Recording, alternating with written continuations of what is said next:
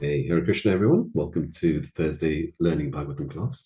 Today, we're going to speak on Canto 9, Liberation, Chapter 4, Ambarīṣa Mahārāja offended by Durvāsā Muni, and our guest speaker is none other than Madan Gopal Prabhuji. Welcome, Prabhuji. Hare Krishna. Over to you. Hare Krishna, thank you, Dharmendra Prabhu, and welcome, dear devotees.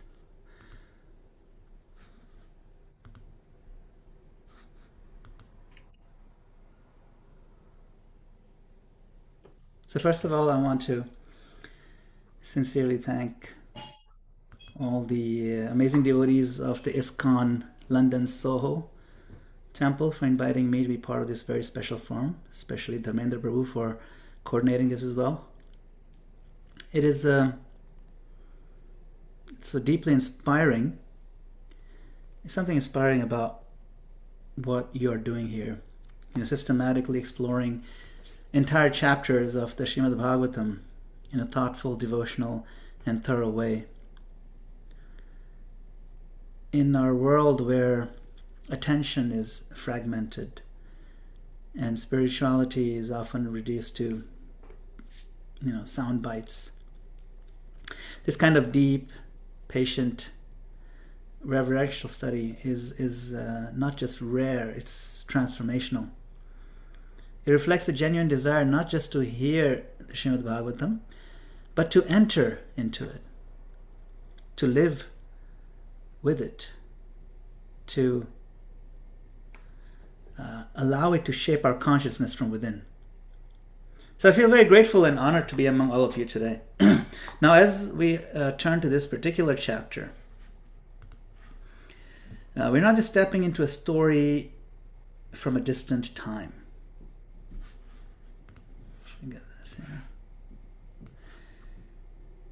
We are stepping into a profound revelation about the nature of devotion itself. Because in this chapter, everything we think we understand about things like power, spirituality, and even God gets turned on its head. We see a mighty sage, Durvāsā Muni, whose mystic power is so great that even the universe trembles before him. People run away helplessly in fear. We will see the greatest controllers of the cosmos, Lord Brahma, Lord Shiva, unable to offer protection. And the most astonishing of all, we will see the Supreme Lord himself declare something that is almost inconceivable. That he is not independent. That he is controlled. By what? Let's find out.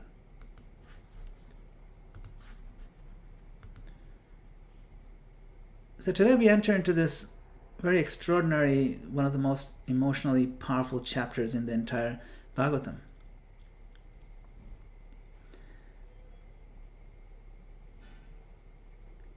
We see Durvāsā, so much power, he's running for his life.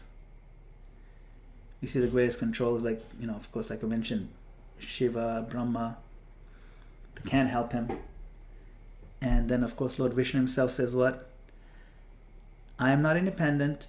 I am completely controlled by my devotees. So just pause and let that settle in. The Supreme Being who controls everything at all levels, at the cosmic scale and at the microscopic scale. He is declaring that he is controlled not by strength, not by knowledge, not by austerity, but by love. So this chapter is not simply a historical narration. For us, it's a deep revelation of the heart of bhakti. It shows us what kind of devotion attracts Krishna so deeply that he willingly becomes subordinate to his devotee. And as we go through this chapter today, the goal is not just to understand what happened. The goal is to reflect on how Mahārāja Ambarīṣa lived and how we can gradually move toward that same mood of devotion in our own lives.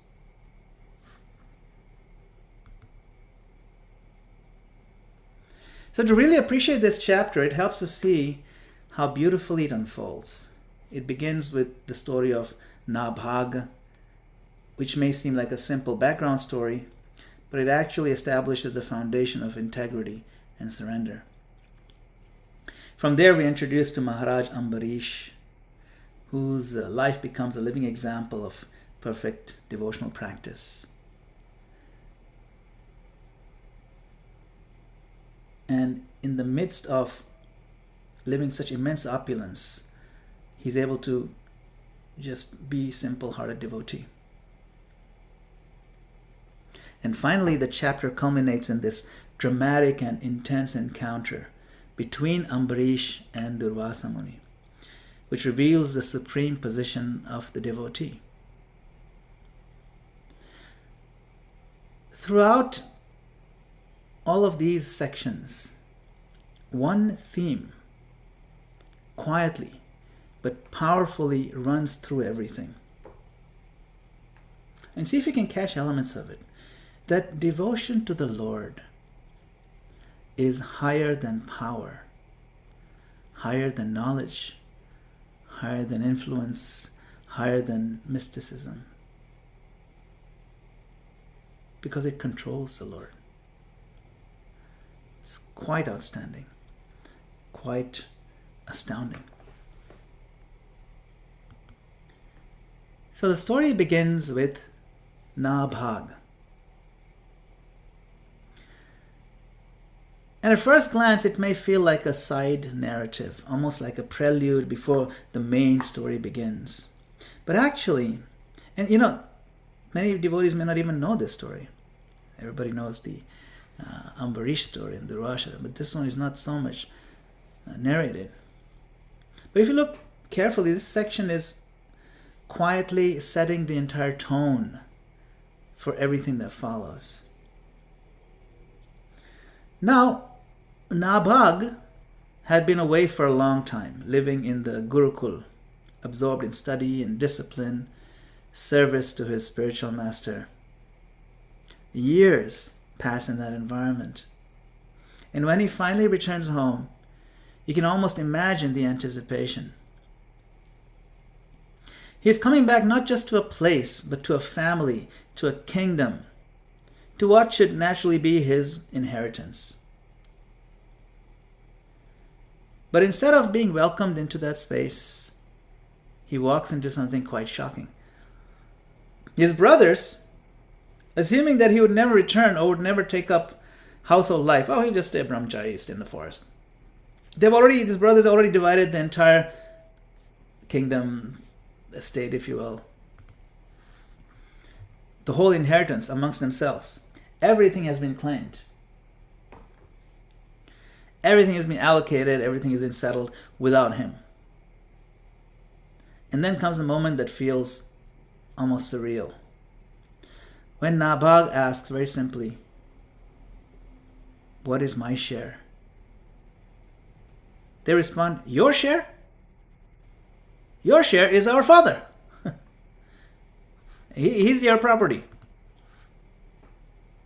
Just pause and think about that. It is not just unfair.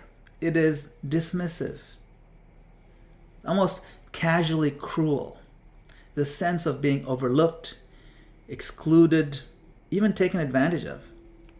His own brothers. And this is where the story becomes powerful. Because Nabhag's response is not what you would expect. There's no argument. There's no resentment. No attempt to fight for what is rightfully his. He doesn't try to assert himself or correct the injustice in a confrontational kind of way. Instead, he turns toward his father, not in complaint, but in humility. He seeks clarity. He seeks guidance. And his father, seeing the situation, clearly tells him, Nabhag, this is cheating. I'm not your property. But rather than encouraging him to reclaim the inheritance, his father gives him a completely different path. He directs him toward a sacrificial arena where great sages are performing a yajna. And he instructs him to assist them in a specific way. Now imagine this. Instead of reclaiming a kingdom, Nabhag goes to serve, to do seva at a sacrifice. So humbly he follows instruction, faithfully, without hesitation. He assists the sages, recites the mantras as is directed. And when the sacrifice is complete, the sages, being pleased, offer him all the remaining wealth. Now these mantras were given to him by his father, and he actually helped the sages complete the sacrifice. The sages are very, very pleased. They're like, wow, wonderful. We couldn't have done it without you. All the wealth that came from this, it's all yours. And it's a lot of wealth that came out of it. Like tons. At this point, it seems like everything has been resolved. But then just as he begins to accept this wealth, another dramatic moment unfolds. Mysterious, dark-complexioned figure appears and says, all of this belongs to me. This is Lord Shiva testing him. Now again, Nabhag could have argued. He could have said, hey, these sages gave this to me. This is mine. But instead, what does he do? He goes back to his father and verifies the truth. And when he understands that this wealth indeed belongs to Lord Shiva, because it was actually Lord Shiva's fire sacrifice, it was in his name. So then he goes back and he bows down and he simply offers everything. No resistance, no hesitation, no inner bargaining. He bows his head and surrenders. In that moment, everything shifts. Lord Shiva becomes deeply pleased, very impressed. Not only does he affirm the truth, but he gives Nabhag the very wealth that he had just renounced. And he gave him a bonus of transcendental knowledge. If you remember in the Bhagavad Gita, Krishna says nothing greater than transcendental knowledge. It's like the greatest gift you can give. So, what Nabhag did not claim, he receives. What he did not fight for, he is given. What he did not demand is blessed upon him. And this is where the deeper lesson emerges. In our own lives, we often feel that we must secure our position, protect our rights, assert ourselves to ensure fairness. There's a natural instinct to control outcomes, to make sure we are not overlooked or taken advantage of. And there's nothing wrong with that, actually, but Nabhag is showing a completely different paradigm. When one acts with integrity, humility, and surrender, Krishna arranges in ways that are far beyond our own calculations. What we try to grasp tightly often slips away. But what we offer with sincerity returns in a much higher form.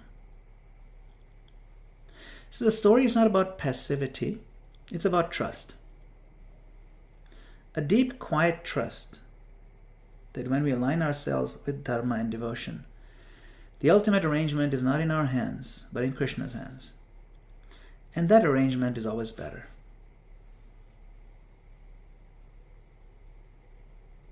Now from Nabhag, his son appears, Mahārāja Ambarīṣa. And the stage is set for one of the greatest examples of devotional life. So you can imagine the level of humility that Nabhag showed. And so Ambarīṣa also kind of inherited that. Ambarīṣa was not an ordinary king. No. He's the emperor of the entire world. Emperor means, king of all the other kings. They all report to him.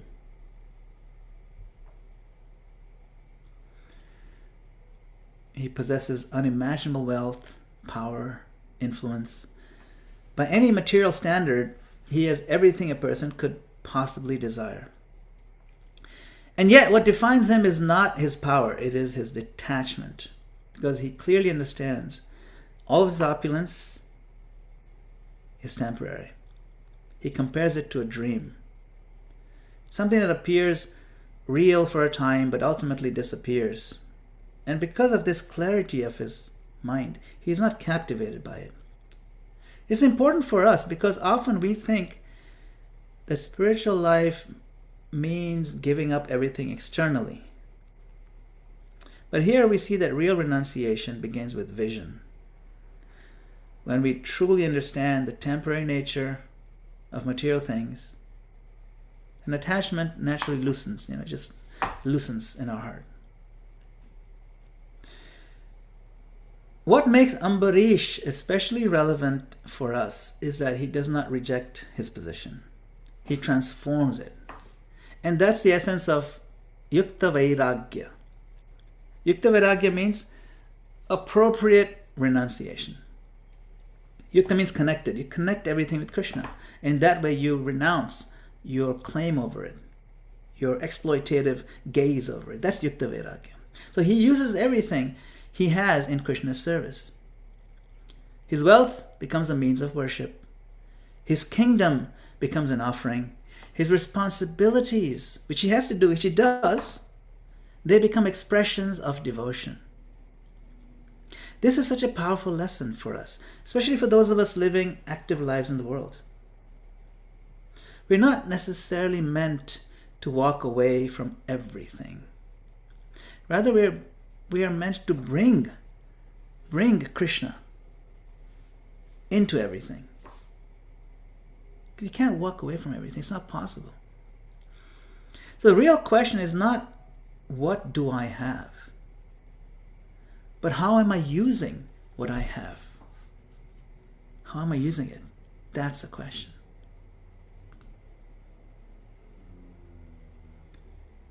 So, one of the most beautiful descriptions in this chapter is how Mahārāja Ambarīṣa engaged every single one of his senses in Krishna's service. His mind, always absorbed in thinking of the Lord. His words used to glorify the Lord. His hands were engaged in service. His ears were always hearing about Krishna. His eyes were seeing the deity, seeing the holy places. His tongue was tasting prasadam. Even his sense of smell was engaged by smelling tulsi offered to the Lord. So what we see here is not suppression of the senses, but purification of the senses. Very often, spiritual life is misunderstood as denying or repressing our natural tendencies. But Ambarīṣa Mahārāja shows that the real solution is redirection. Everything belongs to Krishna. Use it in his service. When the senses are engaged in higher service, the lower desires naturally fade. Remember, lower desires are also natural, and higher desires are also natural. There's a higher nature and lower nature. Both are nature. Both are natural. But not everything that's natural is good for you. So just because we have a natural tendency to do something, may be pleasurable, but it's destructive, doesn't mean we should do it. It's a lower nature. So we want to move toward our higher nature. Our soul, our heart is thirsting for this engagement. And that's what Ambarīṣa showed us with this personal example, day and night. Of course, he's a king. So as a king, he's a leader. Another remarkable aspect of his life is that because of his example, his devotion is not just personal, private thing. It shaped the entire society. The one who's actually the head of state. Of course, modern societies, they try to separate the church and state and so on. And that's very understandable. And they do try it. But even in these kind of modern societies, people do look up to the leaders to see how they behave, their morality, if they have any religiosity, if they have spirituality. And some leaders, they try to portray themselves as going to church and this and that. But Ambarīṣa was not a pretender like that. He was a genuine devotee. And so his leadership sets the culture. The citizens in his kingdom were constantly hearing and chanting about the Lord. And he would support that. Devotional culture became the norm, not the exception. And as a result, people were so satisfied spiritually that they did not even aspire for heavenly enjoyment. They were so happy. This shows us what real leadership looks like. It's not just about managing people or maintaining order or getting things done. Leadership with a spiritual basis is about creating an environment where spiritual growth becomes natural. We can reflect on this in our own communities. What kind of culture are we creating around us? Say I'm a leader, or say I'm just volunteer coordinator, any kind of leadership position. Is the culture that I'm creating one that nourishes devotion? In my personal experience, looking at multiple congregations, I have seen how there is so much excitement and vibrance, where the leaders there are understanding and caring. They care for the people. And that's where we see congregations or groups doing really well. They're just so happy, and they're always eager to help each other because the leader sets the tone. Now, this is not the same in all places, by the way. It's unfortunate. Not every leader is the same level of compassion. But wherever you find that, you can see the vibrance. You can see the happiness and devotee smiles.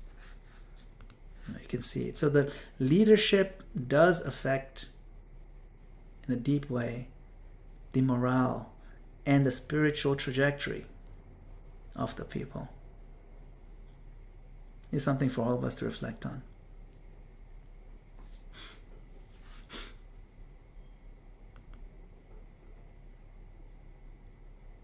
Now, Ambarīṣa Mahārāja, along with his queen, he observes the Ekadashi vow very carefully. Every Ekadashi for an entire year, very, very carefully, very strictly. Where he would observe like a couple of days. He would start fasting a couple of days before the actual Ekadashi, so make sure it's like totally solid, Hard to do. Especially you're a king, you're used to nice food always being offered to you. It's not easy. But he's such an advanced, pure devotee. So him and his wife both. This is not casual observance. It's not done just for health purposes. Of course, it has good health benefits and all, but that's not why we do it. We do it because it pleases the Lord. It's the day of Lord Hari. It reflects deep commitment. It reflects consistency. You feel like doing it, don't feel like doing it, doesn't matter. On that day, you fast. On that day, you chant deeper. You work a little bit harder in your spiritual life. Consistency. So spiritual life is not built on occasional bursts of enthusiasm. We've all had those. But spiritual success, it's built on steady, repeated practice. Right? Enthusiasm is the first one, utsaha. But then nishchaya and dhairya. Nishchaya means I'm going to keep pushing even though I may not be fully excited right now about it. And even if I'm not seeing any particular results right away, that's okay. I'm going to be patient. So utsaha, nishchaya, dhairya, patience. So it's this steady, repeated practice, the small disciplines performed consistently. They gradually transform the heart because our heart is conditioned so deeply. We cannot shift that big rock in a day. It's just not possible. But you move it a little bit every day, a little nudge every day. And before you know it, you've moved it a mile. So that's where transformation happens, in the small daily disciplines. And then, just when everything seems to be going smoothly, a test arrives. Durvāsā Muni appears at a very critical moment.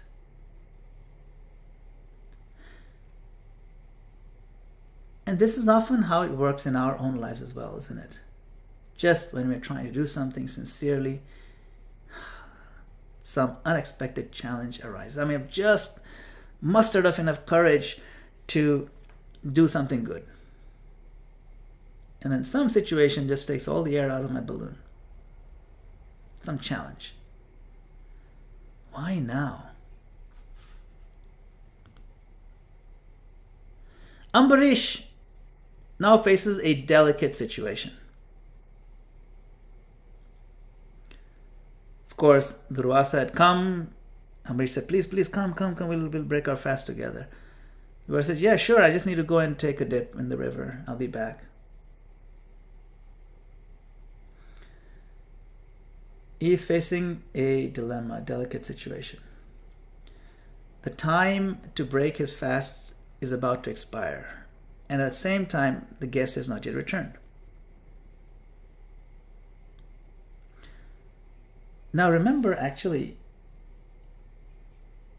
it's, if you're a Vaishnava, it's considered an offense to eat grains on the day of Ekadashi. You broke Ekadashi. It's also an offense to not break your fast on Dvadashi. That's his dilemma. And be like, what, really? I thought you could also fast the next day. No, you have to break your fast the next day within a particular muhurta. Actually there's several muhurtas that are offered, several units of time that are available after sunrise. I wonder, why is that? Well, that's just the way Ekadashi is set up. But you know what this implies? It implies when you're worshipping Krishna and you're following Ekadashi, you then cannot also follow other kind of vratas for demigods. Like some people say, I fast on Mondays, or I fast on Thursdays for this particular god, or I fast on Wednesdays for this god to please this one, that one. I fast on Sundays. That is not possible if you're a Vaishnava. You just can't do it. Because sometimes, say you're fasting on Mondays. Every Monday I fast. I don't eat anything. No grains. Well, if Ekadashi was Sunday, you can't continue your Monday fasting. You have to break it on Monday morning. So, basically what this means is that if we are fasting for Krishna on Ekadashis, we don't need to worry about fasting on other times, because we have to break the fast on time as well, if you want the Ekadashi to work, to be properly accepted. So now, Ambarīṣa is a very delicate situation. The guest has not yet returned. If he eats grains or food before the guests arrive, it is an offense. How can you eat before your guest? No. If you're expecting a guest for breakfast, you don't eat before they come. That's considered pretty offensive. But if he fails to break the fast at the proper time, that is also a big violation, because you have to observe, the Dvadashi. This is the dilemma. And what is beautiful is how he handles it. He does not act impulsively. He consults with the learned brahmanas, and he carefully considers the situation, right? Finally, he takes a middle path.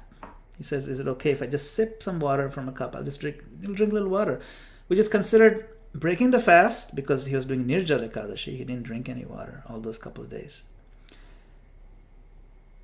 It's considered breaking the fast, considered eating in the sense of breaking the fast, but also not eating, because it's just a few drops of water. It's half a cup or something. It's a little bit. How is that eating? Not really. Like, you can drink water, and it's considered. It's not rude to the guest. What does this teach us? This teaches us that advanced devotees are not rigid or mechanical. They are thoughtful. They're guided by seniors, those who are wise. They seek guidance. and they're humble in their decision making. So all that adds up. So it looked pretty good what he did. But of course, Durvāsā, when he realizes what has happened, he becomes extremely angry. He has this mystic potency. He can see what's going on. If he wants to quickly check in on what's going on in the palace, he can see it. So then he came and he saw, wait, what's going on? He's a powerful mystic, but he's also known for his quick temper. Now here we see the danger of this kind of mystical or spiritual advancement without humility. He misinterprets Ambarīṣa's action and assumes arrogance when there is none.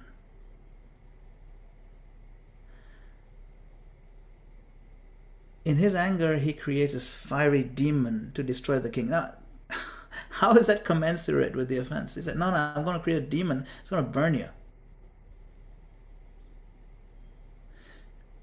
This particular moment, it's a powerful reminder that even great abilities, great power, great influence, when it's not accompanied by softness of heart, all that can become destructive, massively.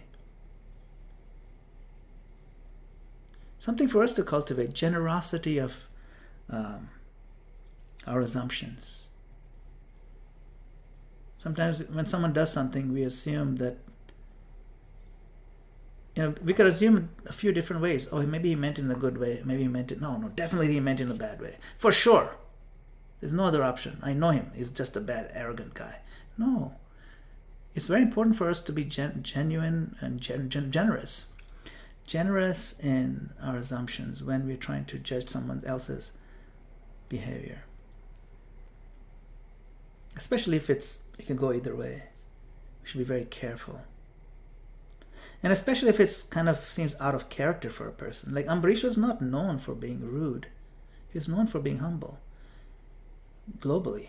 So then, why would Durvāsā assume that in this particular case he's out of character and being, arrogant? So it's very important for us to also exercise such caution. Then what happens? Now we see something extraordinary. This terrifying demon is there, and it's approaching. Mahārāja Ambarīṣa, just like his father, Nabhag, very calm. He does not react with fear. He does not even try to defend himself. He does not even move. This is very similar to what Parikshit Mahārāja did. He didn't try to counteract the curse.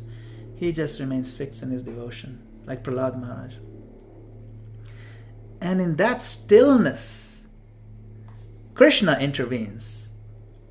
This Sudarshan Chakra appears and just destroys the demon instantly. And then it begins chasing Durvāsā Muni himself. This is such a powerful lesson. A devotee doesn't always need to fight his own battles. When one is sincerely surrendered, Krishna personally takes responsibilities.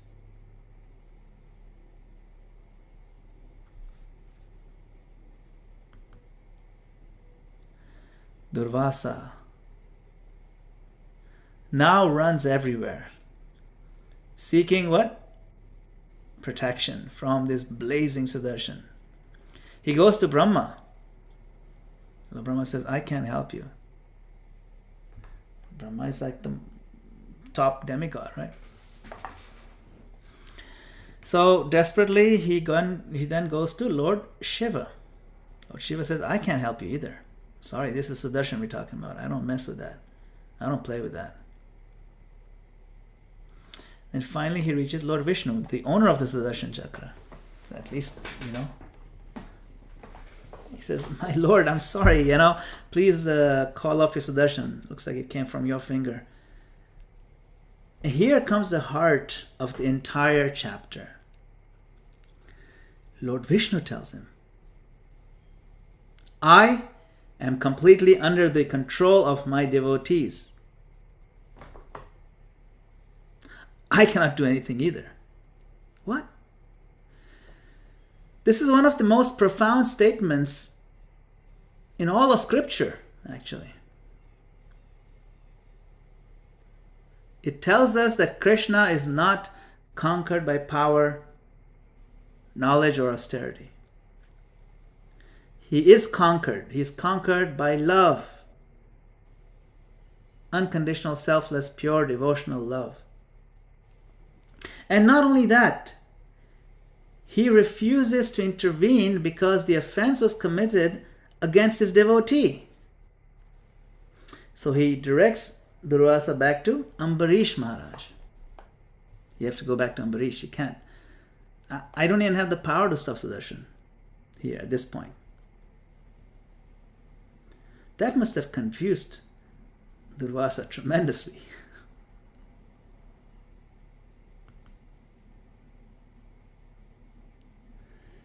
So then Durvāsā, he finally returns, completely humbled. He falls at the feet of Ambarīṣa. And how does Ambarīṣa respond? With compassion, with humility, with forgiveness. He doesn't take advantage of the situation. Instead, he prays for Durvāsa's protection. This is the true nature of a Vaishnava. Not only are they protected by the Lord, but they become instrument of his mercy for others. There's a lot to take away from this story, but even just from this scene itself.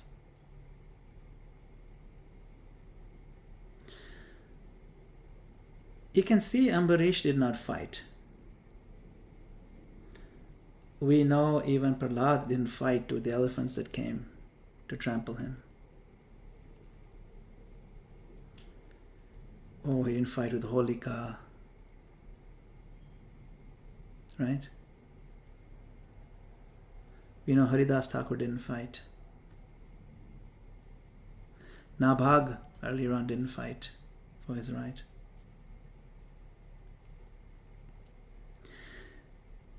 So that is an interesting question sometimes that may arise.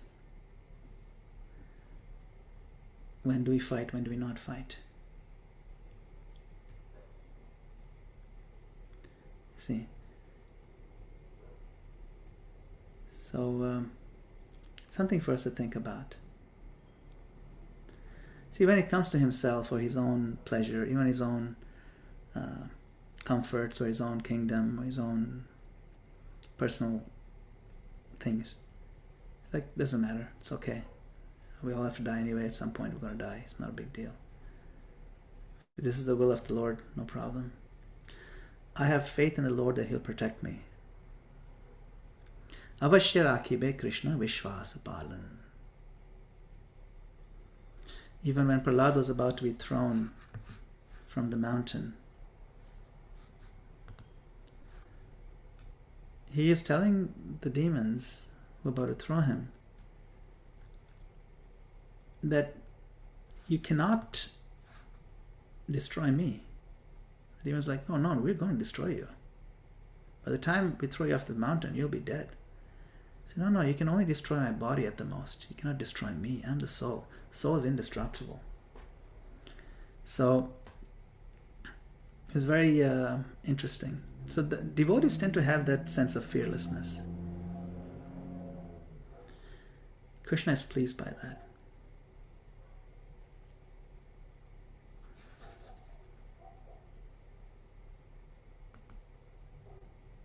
As we reflect on this chapter, one question naturally arises. What does Krishna value the most? Because we see, he's very powerful. So he doesn't value power. Not position. He has all the positions. Not even knowledge. He values the heart of a devotee.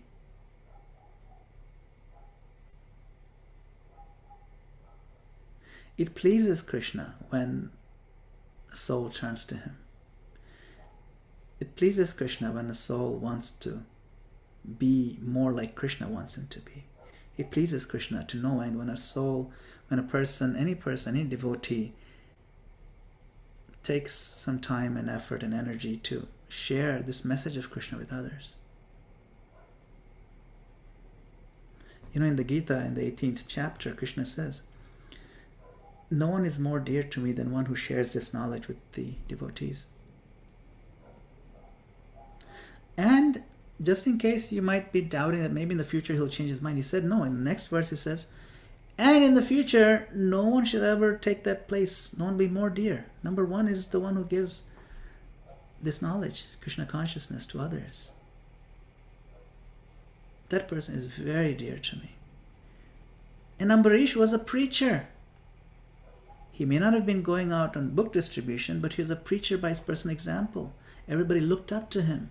So how does he do this? Oh, our king does it this way. We should be devotees just like him. So if our hearts are pure, Krishna will run after us. You know, a Rasika Bhakta once asked, why do you think Krishna likes makhan, this butter? Well, because butter is very soft, and butter is the same on the outside, on the inside. It's the same color, the same texture. It's no different. So if our hearts are like butter and our behavior is like butter, in the sense that our external behavior is the same as our internal thoughts, if our external behavior is pure and full of integrity, honesty, truthfulness, and devotion, and our heart is full of devotion, then Krishna will go out of his way, crawling even as a baby, to steal that heart. He values the heart of a devotee the most. Mahārāja Ambarīṣa did not try to control the world. He simply tried to serve Krishna with everything he had. And in doing so, he attained something far greater than control. He captured Krishna's heart, who controls everyone and everything. And Krishna himself declared here that he resides in the heart of such a devotee and that he cannot leave them. This is the ultimate goal of our spiritual journeys, my dear devotees. This is the final stage, to be pleasing to the Lord, to the extent that he doesn't leave us. He always protects us. Not just to know about God, not just to worship God, but to develop such a relationship that Krishna becomes inseparable from us.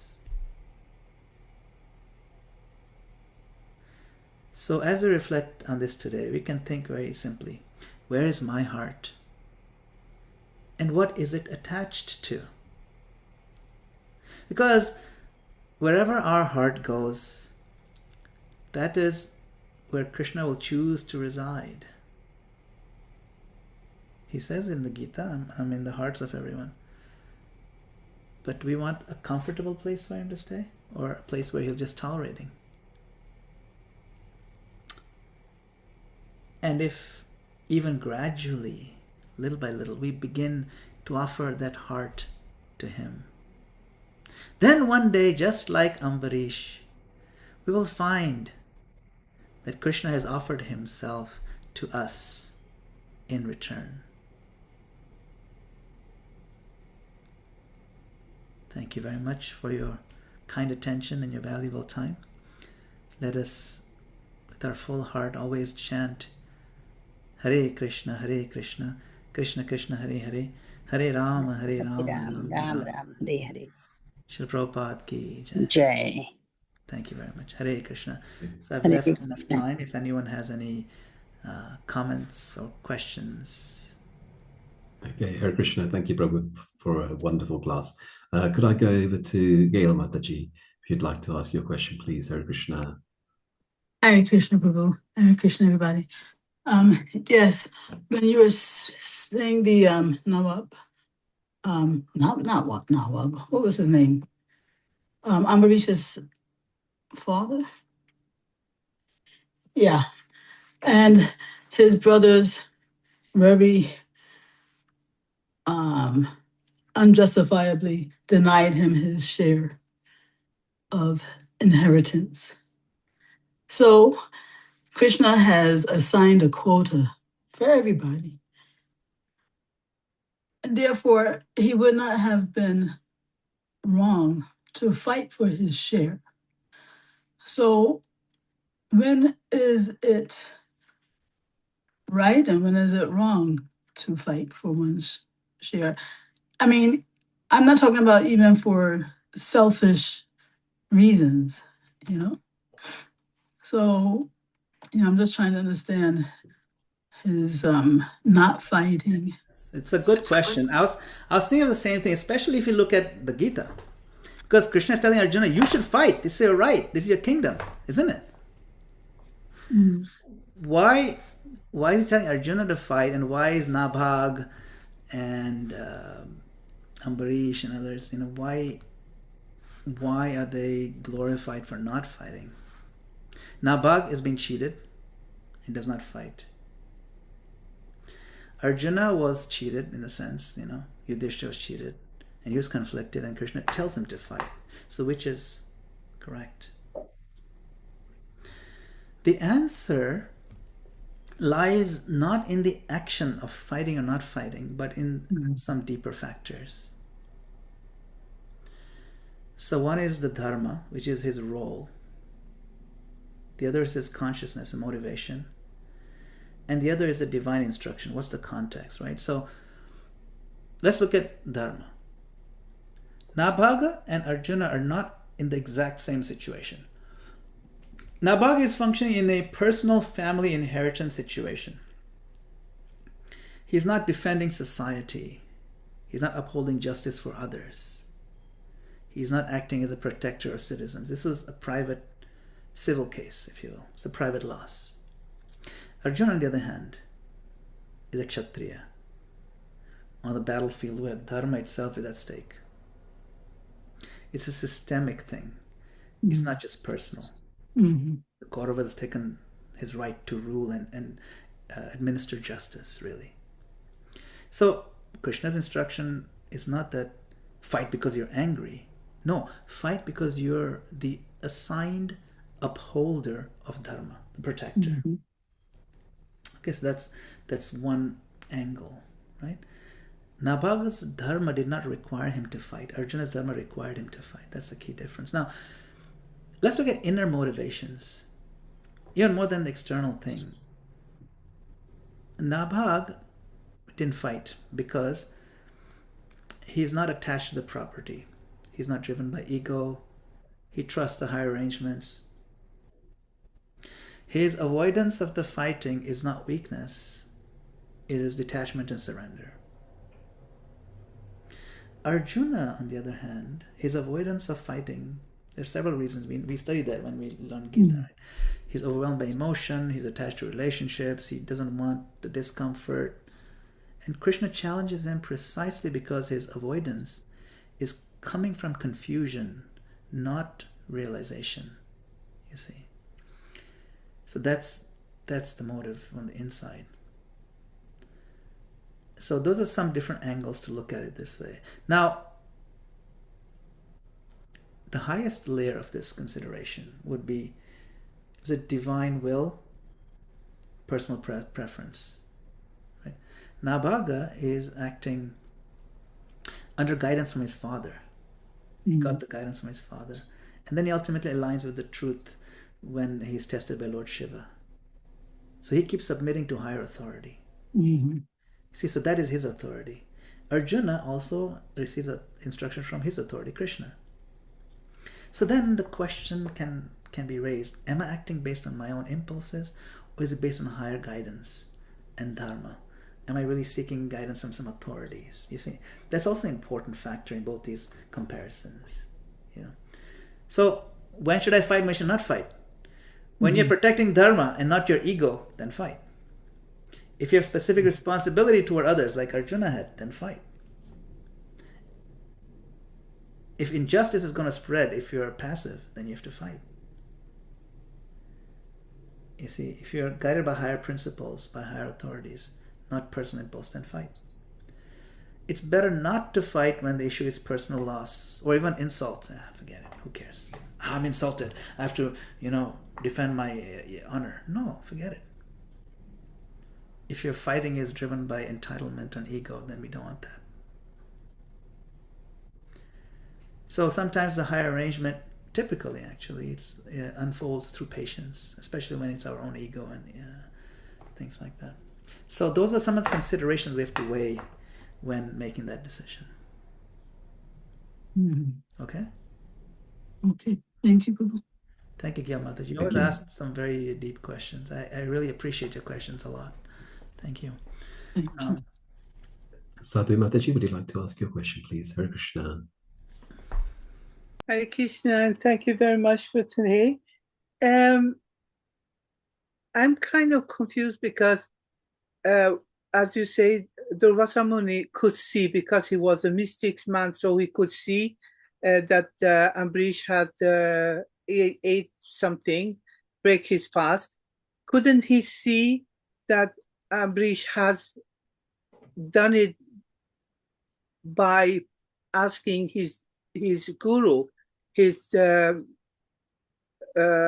spiritual master, that is it okay to break my fast? And it was him who gave this advice. Yes, you can just take water, it's okay. So how come he couldn't see that? Yeah. That's a great question. Thank you, Sadhu Didi. So at one level, yes, Durvāsā Muni had the mystic power. He could see that Ambarīṣa had drunk water. Bhagavatam makes it clear. The deeper point is this: he could see the action, but he could not perceive the heart. The fact that he had checked with the Brahmanas was irrelevant to him. You see, mystic power, like Durvāsā, he could travel across the universe and stuff like that.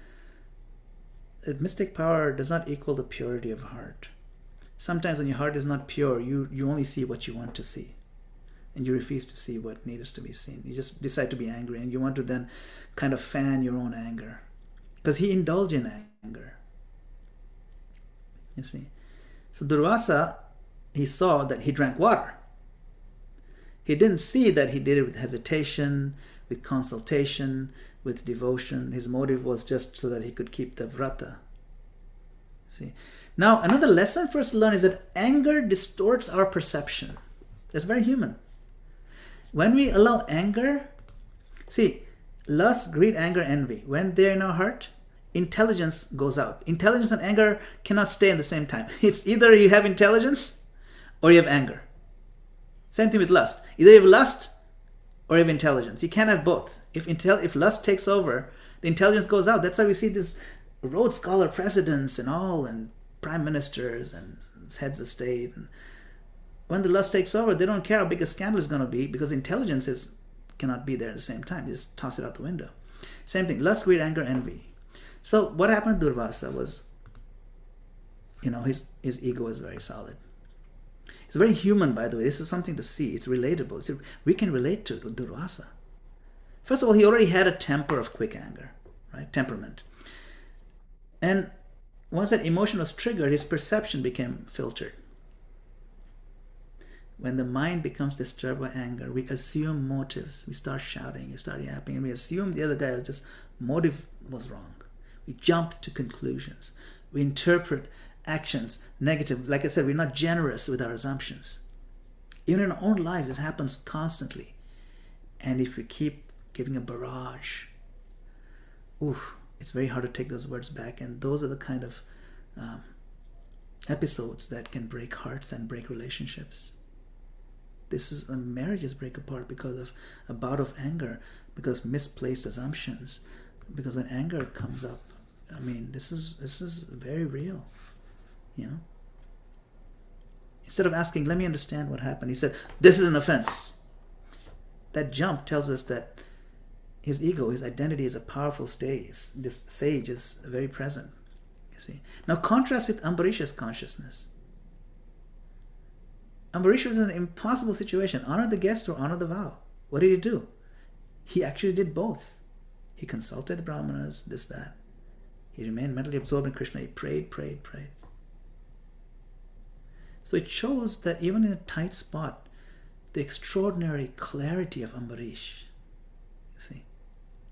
When devotion is there, intelligence is not lost. When anger is there, intelligence is lost. When devotion is there, intelligence gets sharpened. You see.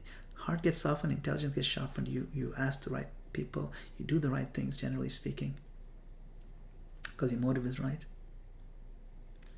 You see. You can also ask, why didn't just Krishna reveal Ambarīṣa's intention to Durvāsā? He could have revealed him. Yeah, Krishna could have done it and avoided the whole thing altogether. Of course, the purpose of this pastime is to show us something profound, that even great yogis can misunderstand a devotee, that even great power can fail before bhakti. See, and we cannot understand devotee very easily, so we have to be careful when we're judging a devotee. It's very important. So don't judge a devotee's heart based on a moment you don't fully understand, because even Durvāsā Muni made that mistake. Is that okay? Sadhvi? Hare Krishna. Thank you very much. So Mataji, you did have your hand up. Would you like to ask a question? Or Yeah, just one observation. Hare Krishna. Can you hear me? we can hear you, Yeah. Mataji. Ambarīṣa Mahārāja was fasting Ekadasi. What about Durvāsā Muni? He didn't fast for Ekadasi. He was fasting too. That's probably why he was a little angry. Hangry. No, he was fasting too, but the thing is, it's time for him to break the fast. He probably wasn't watching his timings that well. It's possible. He was too busy getting angry all the time. So it's very possible that he could have just been breaking his fast in the river, with his sip of water. We don't know. But it's possible that he was fasting. It's an interesting angle. Yes, thank you. And one of the translation of Shloka 64, Krishna is saying, "O best of Brahmanas, without saintly persons for whom I am only the destination, I do not desire to enjoy my transcendental bliss and my supreme up." Why is he referring to Durvāsā Muni as best of the Brahmanas? That's one of his titles. Like Durvāsā Muni is such an accomplished person, So because he's accomplished in so many Brahminical, so many studies and this and that, he was a master at so much, so he would give him the title. Sometimes Krishna also uses sarcasm. Okay. Like Prahlad Maharaj does the same thing. When to Hiranyakashipu. Yeah, Hiranyakashipu says, "Oh, best of the demons," right? Asura Varajya. And it's not somewhat sarcastic, but also you actually are that. And he's trying to point out, even though you are the best of Brahma, you still didn't get it. Like, what's going on? Yes. Okay. And sorry, can I just yeah, sure. There's a couple of other hands waiting behind in line, Mataji. So okay. One more. Sure. In the purport for text 65, at the end, it says, for attraction for wife, family, home, etc. Then in the last sentence, it says, for such a devotee, the Lord makes special arrangement to take away the objects of his false attachment and thus free him from attachment to wife, home, children, family, friends, and so on. This is a special mercy bestowed upon the devotee to bring him back home, back to Godhead. So, your family members might be devotees, and obviously you have natural attachment for them. Yes. So how does this apply then? What? Yes, definitely. This is one of my favorite topics to talk about. Many of my students will tell you that. See, even Mother is smiling. Eddie is smiling. If you look at the Bhagavad Gita in the 13th chapter, from verses 8 through 12, there's a section where Krishna lists items of knowledge. In that section, Krishna says one of the items is detachment from family, wife, children, etc. This is an item of knowledge. If you go to the purport where Prabhupada explains this, and I urge everyone to look it up, it's really beautiful.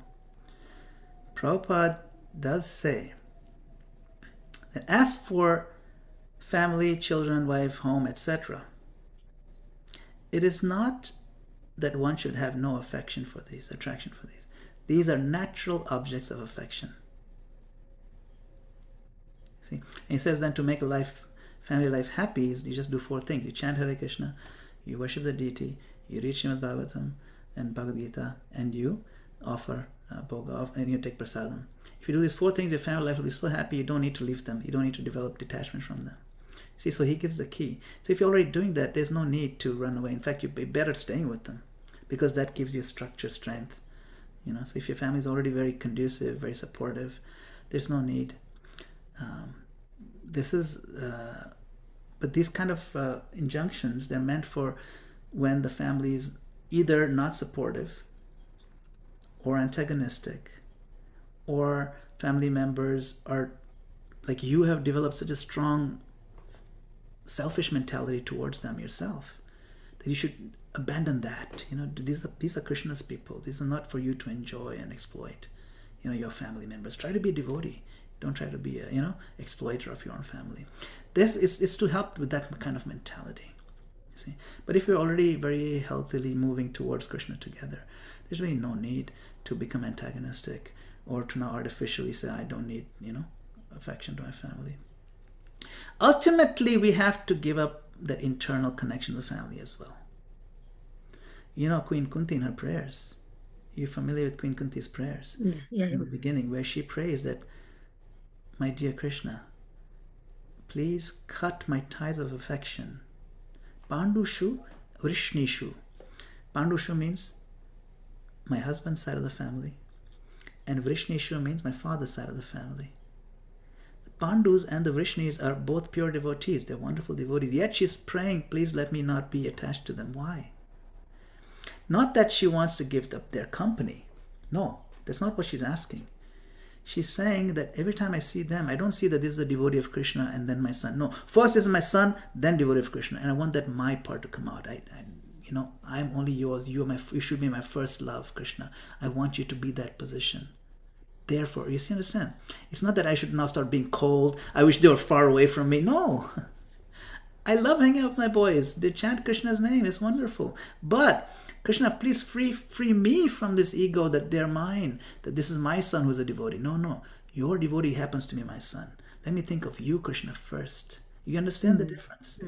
It's subtle, but it's right there in the Queen Kunti's prayers. So definitely look it up. And the chat, Venu Madhuri Mataji has kindly put in the reference from the Bhagavad Gita, so you can refer to that as well. Thank you. Thank you, Prabhu. Hare Krishna. Hare Krishna. All right. Okay, thank you, Mataji. And Chandrakanya Mataji, would you like to ask your question? Hare Krishna. Hare Krishna, Prabhu. Hare Krishna. Thank you for a most amazing class full of richness and lots of questions, but we haven't got time. Everybody wants to have their part in partaking. Anyway, I'm just wondering why all these austere practice on Ekadashi and not every day. We should be, according to the teachings, and you're talking about these spiritual personalities practicing like that. It was then and now. How about us living in material world? It's kind of confusing in a way, because we are encouraged, according to Prabhupada, to get married, live in the material world, and still practice. Is it possible to live in a totally clean life without contamination in the material world? And to top what was talking about justice, perhaps you can touch on tolerance versus justice. Okay, that's like 5 questions. Okay. Sorry. I'll try to see what I can remember and address those, okay? Yeah, okay, thanks. All right. That's a lot. Okay. Ekadashi.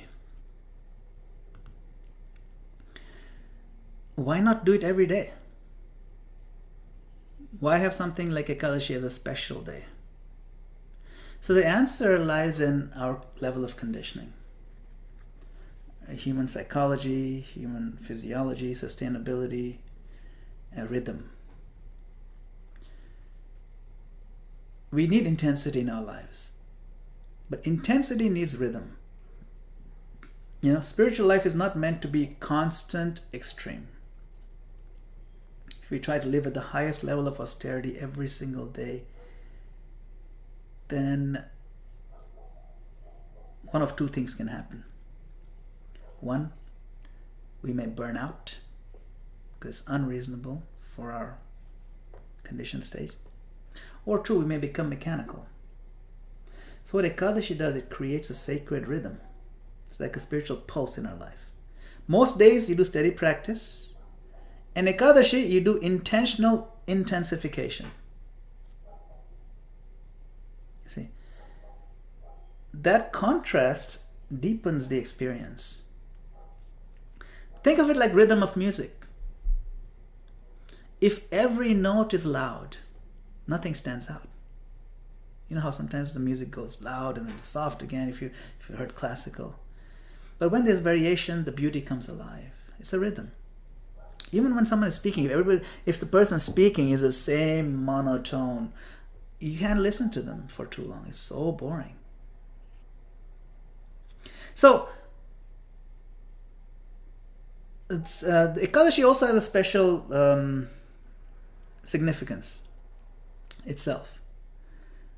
Ekadashi means 11. 11 days after the full moon, 11 days after new moon. So it's in line with our cycles of the moon. The moon has a good rhythm with our body too, by the way. That's why when the moon is full, it affects our mind certain ways. 11 days after that. Also, 11 represents, it controls your 5 senses, plus the 5 sense objects and the mind. So 5, 5, and 1, that's 11. So it helps you control all those things. That's where Ekadashi comes in, right? So it's a lot of different angles by Ekadashi in particular. On Ekadashi, you become more alert, become more intentional, become more reflective. It becomes a day when we consciously step back from our routine and say, today, I'm going to remember Krishna more deliberately.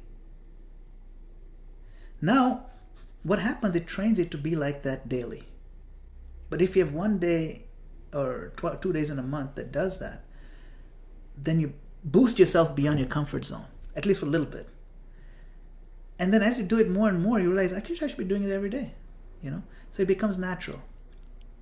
You see, it puts you, it's like a workout, One day you push yourself a little bit more than your normal weight, and it makes your muscles stronger. And all of a sudden now that becomes the new normal. So similarly, the level of love, intense thinking, turning to the Lord, that becomes a new normal. So it kind of works with our body, it works with our cycles, and so on and so forth. That's why it's kind of very healthy to do that. Also, you might have known around, I think, 2018 or 2017, the Nobel Prize in Medicine went to these Japanese researchers who discovered that if you fast twice a month, every 15 days, it boosts your these certain cells, T cells, in such a substantial way that it just reduces your chance of getting cancer by like 90+%. Like it just kills your chance of cancer.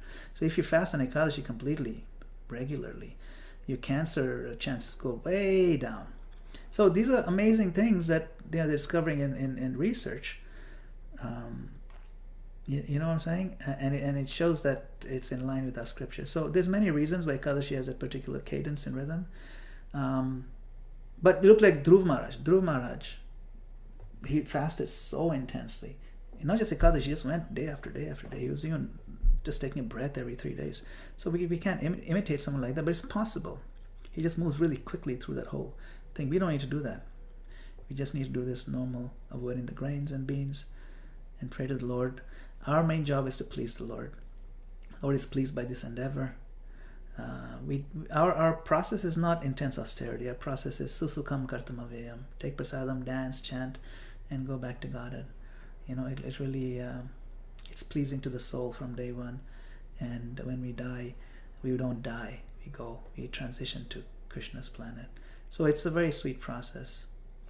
All right, Janokanya. Thank you. Yeah. Okay, we have one more. Okay. Go ahead, Vidisha Mataji. Thank you very much, Janikaniya Mataji, for that wonderful question. Hare Krishna. Thank you. Hare Krishna, Prabhuji. Please accept my humble obeisances. Thank you for this beautiful class. So my question is related to what Kusuma and Sadhvi Mataji discussed a little bit. And do forgive me for my ignorance if I'm not able to construct the question properly. So in Bhagavad Gita, chapter 13, it states that the real knowledge culminates in devotion to Krishna. And there are many qualities of knowledge, but devotion is the most important one. And accordingly, Krishna gives us with humility, nonviolence, tolerance, and simplicity. So here when we, and Durvāsā Muni is a very powerful sage. And when we compare him with Ambarīṣa Mahārāja, we are able to see that he is showing real nonviolence, not causing suffering to Durvāsā Muni in any way, whereas Durvāsā Muni is doing that. Ambarīṣa Mahārāja is showing real tolerance despite insult, opposition, or any kind of difficulty. Durvāsā Muni is not showing tolerance. And also spiritually, even though he is a very exalted person, he's showing less humility. He's kind of looking for more respect and other things from Ambarīṣa Mahārāja when both are practicing Ekadasi, serving Krishna. So in this chapter or in this context, are we saying like Ambarīṣa Mahārāja played a bigger spiritual role than Durvāsā Muni?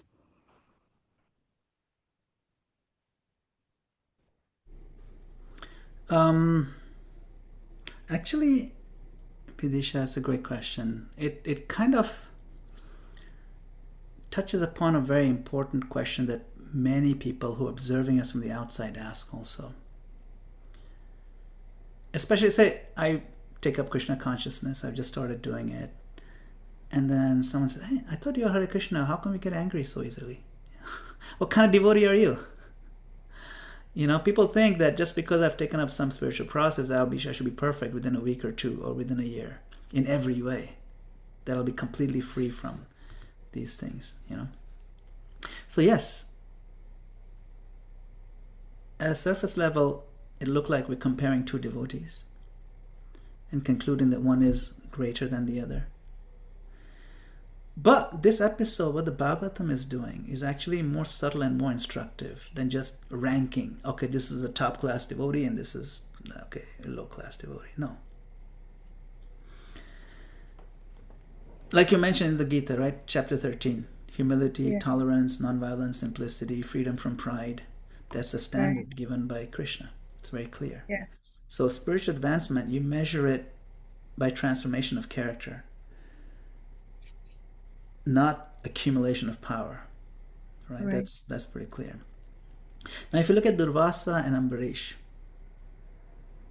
through that lens, the contrast is very clear. Durvāsā is powerful, he's highly learned, spiritually advanced. But at this moment, what comes out? Anger, intolerance, quick judgment. Right. Ambarīṣa, he didn't have the mystic power. He doesn't retaliate. What do we see? Patience, humility, steadiness, non-violence, even when he's attacked. So, yes, if you use Krishna's definition, Ambarīṣa is demonstrating what we call real knowledge more perfectly, right? It's very clear. So are both devotees? Yes, but there are different stages. It's important to be balanced here.